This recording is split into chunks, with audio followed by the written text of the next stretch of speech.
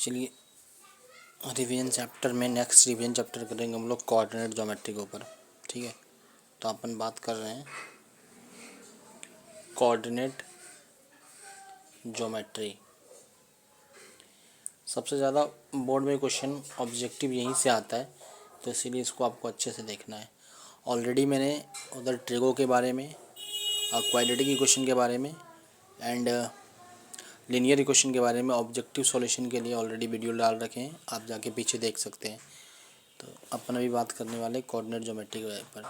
10th में ज़्यादा objective question easy से आते हैं। ठीक है, तो हम यही डिस्कस करेंगे। सबसे पहले जिसमें हम डिस्कस करने वाले हैं, सबसे पहला डिस्कस होगा वो है अपना डिस्टेंस फार्मूला, जिसको आप लोग हिंदी में बोलते हैं दूरी सूत्र। डिस्टेंस फार्मूला है ना। कभी कभी क्या होता है ना कि डिस्टेंस फार्मूला ही आपको पूछ देगा। जैसे क्या पूछेगा कि सपोज़ कीजिए ये कोई दो पॉइंट है जिसका नाम ए है और एक का नाम बी है, तो इसके बीच का दूरी क्या होगा। तो अपन इस पॉइंट के नाम ले लेते हैं x1, y1, इसके नाम ले लेते हैं x2, y2। और जब हम ए बी का डिस्टेंस रखेंगे तो याद रखिए फार्मूला आपको याद रखने की ज़रूरत नहीं है। बस मेरी बात को ध्यान से सुन लीजिए। करना क्या है, बस हर बारी आपको x में x से घटाना है। चाहे आप x2 में x1 घटाओ या x1 में x2 घटाओ, लेकिन ध्यान ये रहेगी कि x में x ही घटेगा। तो मैंने क्या किया, x1 में x2 घटा दिया। आप ऑलरेडी x2 में x1 भी घटा कर सकते हैं, उल्टा भी सोच सकते हैं कि x2 माइनस x1। बस आपको ध्यान रखना है कैसे भी x1 में x ही घटाना है और उसी तरह आपको y में y घटाना है। बस ये आपका डिस्टेंस फार्मूला कंप्लीट हो गया। आप कैसे भी लिखो, लेकिन x में x घटाना है, y में y घटाना है। ठीक है, तो कई लोग क्या करते हैं या कन्फ्यूज़ कर जाते हैं। तो कन्फ्यूज़ करने की कोई ज़रूरत नहीं है, आपको सिर्फ x में x घटाना है और y में y घटाना है। ठीक है, तो सबसे पहले जो क्वेश्चन आएगा डिस्टेंस फार्मूला से ऑब्जेक्टिव क्वेश्चन आएगा। ज़रा उस ऑब्जेक्टिव क्वेश्चन को मैं डिस्कस कर दूँ फटाफट। जैसे मान लीजिए ये P है, ये Q है। ठीक है, इसमें किसी ने लिया 0 साइन थीटा, अगला हम ले लिया किसी ने कॉस थीटा 0। ये क्वेश्चन अक्सर आते हैं बोर्ड में। ठीक है, तो मैं उसी टाइप का क्वेश्चन करवा रहा हूँ। तो जब मैं डिस्टेंस लिखाऊंगा तो मैंने आपको पहले ही बोल दिया डिक्लियर कि आपको हर बारी पहला में पहला घटाना है। तो 0 में क्या घटेगा, कॉस थीटा या कॉस थीटा में 0, जो आपकी इच्छा है। तो मैं कॉस थीटा में 0 घटा रहा हूँ, तो देखो पहला में पहला घटा रहा हूँ। अब प्लस फिर मैं क्या घटा रहा हूँ, साइन थीटा में 0 या 0 में साइन थीटा, एक ही बात है। दूसरा में दूसरा, पहला में पहला, बात खत्म। जब आप इसको सॉल्व करोगे तो ये बनेगा कॉस स्क्वायर थीटा, अगला बनेगा साइन स्क्वायर थीटा, है ना। ये तो पता ही है, कॉस थीटा में 0 घटेगा तो कॉस स्क्वायर बनेगा, साइन में 0 घटेगा साइन, और आपको ये तो पता है कि ये 1 होता है, तो इक्वल टू 1। ठीक है, तो ये हो गया आपका डिस्टेंस फार्मूला पे क्वेश्चन। ठीक है, अब अपन डिस्टेंस फार्मूला के बाद आगे चलते हैं। ठीक है, डिस्टेंस फार्मूला के बाद जो आता है आपके बोर्ड में छोटी मोटी बातें भी आता है। जैसे क्या है ना कि आपको फिगर दिया जाता है ना, तो फिगर को पहचानना पड़ता है कि कौन सा फिगर है, तो ध्यान रखिएगा। तो सबसे पहले हम बात कर लेते हैं स्क्वायर के ऊपर। अच्छा, स्क्वायर में क्या है ना कि जैसे सपोज कीजिए अगर ये कोई स्क्वायर है तो इसमें को कैसे हम चेक करेंगे। बस आपको क्या करना है ना कि ये आपका ए, ये आपका बी, ये आपका सी और ये आपका डी।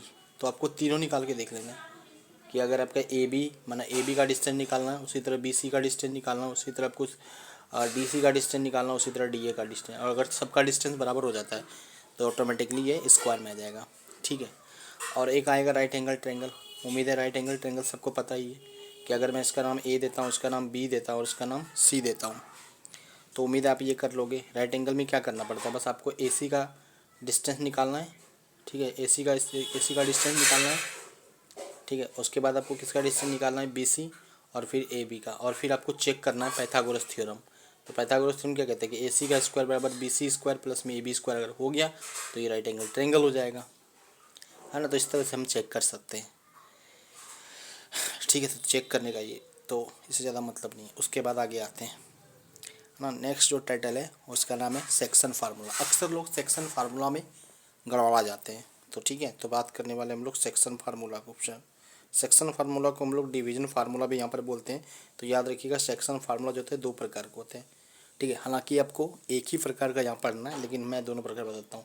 एक है आपका इंटरनल डिवीजन फार्मूला या फिर इंटरनल सेक्शन फार्मूला। ठीक है, और एक आप है एक्सटर्नल सेक्शन फार्मूला। ठीक है, एक इंटरनल है और एक एक्सटर्नल है। तो सबसे पहली बात करते हैं हम लोग, सबसे जो पहले बात करेंगे हम लोग वो हम पहले बात करने वाले हैं इंटरनल, है ना। इंटरनल सेक्शन फार्मूला जो आपके लिए बहुत इंपॉर्टेंट है, माना इसको बोलते हैं अंतःविभाजन हम लोग बोलते हैं, ठीक है। ये क्या कहता है कि जैसे सपोज कीजिए कोई लाइन है, एक का नाम P है और एक का नाम Q है, तो कोई एक पॉइंट R आएगा, उसको अंदर से डिवाइड करेगा, अंतर डिवीजन में अंदर से। ये कोऑर्डिनेट हम x1 मान लेते हैं, y1, इसको हम मान लेते हैं x2 और y2, और जिस रेशो में डिवाइड कर रहा है उसका नाम mn, और ये आपका xy है ना। तो आपको हर बारी क्या करना है, xy का मान निकालना है, ठीक है। ऐसा मन आपको हमेशा रहेगा कि दो पॉइंट PQ है, उसको अंदर से कौन डिवाइड कर रहा है, R, तो R का कोऑर्डिनेट बताइए किस रेशो में डिवाइड कर रहा है, m/n में।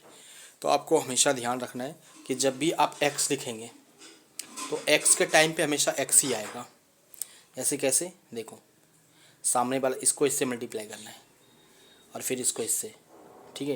ये सामने कभी नहीं देखेगा, ये इसको देखेगा और ये इसको देखेगा, माना m देखेगा x2 को और प्लस n देखेगा x1 को। अब बटे में क्या लिखना है, m+n। उसी तरह अगर आप y की बात करेंगे तो क्या हो जाएगा, my2 plus ny1 divide by m+1। ये तो हुआ आपका इंटरनल सेक्शन फार्मूला, ठीक है। इसी में एक आएगा आपका एक्सटर्नल। तो एक्सटर्नल में क्या करना है ना, एक्सटर्नल सेक्शन फार्मूला में सीधा कहानी है कि अगर आपको x चाहिए तो आप सीधा कर दो m(x2 माइनस n(x1) अपॉन में m-n, और अगर y चाहिए तो my2 माइनस ny1 अपॉन में m-n। ये बहुत ही रेयर केस है, नहीं आएगा, ये इंपॉर्टेंट है, तो आपको इस पे ध्यान रखना है, ठीक है। और इसी के साथ एक और चीज़ आएगा, उसका नाम है मिड पॉइंट फार्मूला।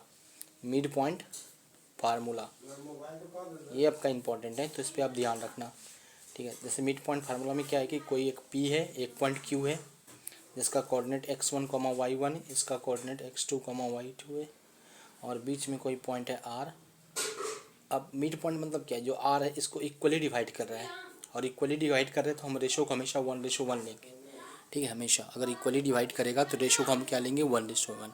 तो अगर मुझे x और y निकालना है डायरेक्ट, x बराबर क्या बन जाएगा, x2 plus x1 divide by 2, और y जो बन जाएगा y1 plus y2 divide by 2, ठीक है। अब इस पर एक क्वेश्चन भी आता है बोर्ड में ज़बरदस्त लेवल का, जैसे क्या, जैसे मान लो आपको कोई एक सर्कल दे दिया, ठीक है, और सर्कल पे बता दिया कि सर्कल का ये डायमीटर है, इसका आपको पॉइंट दे देगा, ठीक है। अब सर इसका पॉइंट क्या देगा, इसका पॉइंट सपोज करो आपको 2,3 दे दिया, ठीक है। क्या दे दिया, 2,3 दे दिया, और इसका पॉइंट दे दिया, इसके बारे में कुछ नहीं, इसका सेंटर दे दिया आपको, सेंटर दे दिया 3,4, और बोला कि ये पॉइंट निकालिए, ये P क्या होगा, ये C था और ये Q था, तो मुझे ये P निकालना है। तो मुझे पता है कि सेंटर जो है ना PQ को क्या कर रहा है, मिड में डिवाइड कर रहा है।